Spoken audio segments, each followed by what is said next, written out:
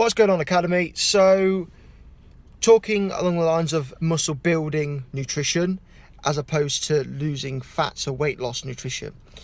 And it's a very, very controversial subject, and I want to make it as simple as possible. Now, there are ways to overcomplicate it and make it harder to understand. So, how many grams of protein should I be having, what types of foods, when to eat, and the timing of it, and all that kind of stuff. And although that does play a part in it, it just becomes a distraction if we're not actually taking action on the foundations, the building blocks, the basic stuff.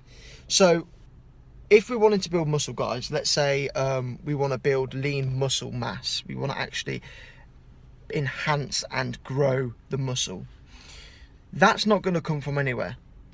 So what you need to be doing, what we need to be doing is be in a calorific surplus. What that means is you need to be eating more than you're expending. So you need to be having more calories, you need to be consuming more calories than you're using up, either in day-to-day life and when you're in the gym. And what happens is when we have a caloric surplus, a calorie surplus, the body ends up using the leftover calories, the leftover nutrients, the leftover macronutrients, and it uses them to help repair, cover and grow the muscle after a workout. So keep it in mind, guys, the only way this works is if you're working out alongside of it. We can't just sit down, eat loads of crap and expect for us to expect muscles to grow, right? That doesn't work, and I'm sure you guys know that just means that you'll become fat, right? So that's a simple, basic way of understanding how we can build muscle. It doesn't need to be complicated. All you need to be doing is getting enough micronutrients, so the vitamins, enough macronutrients, the proteins, carbs and fats, and then having a surplus of them, right? So that means eating more than you're using. If you follow those basic guidelines, guys, and you eat healthy whole foods, you're going to put on lean muscle mass, no problem. That's just how it is. It's just the basic rules of how to do it. Now, it might be faster for some other people, it might be slower, but ultimately it will happen. Now, if we're moving on to fat loss, obviously this is going to be a little bit different, guys, because we can't be eating more than we need if we're wanting to lose weight. So all we do is, to keeping it very basic and simple again, guys, we just flip it around. So we need to be in a caloric deficit where we're eating less than our body's using. So let's say our body uses 2,500 calories. We need to probably be dropping that down to start off with to about 2,300. Now what will happen is your body will use up the calories that it needs day-to-day basis, but then what will happen is that it will find out that there's not enough calories as it needs to, so it'll start losing the fat, the fat storage, right? That's it. Basic.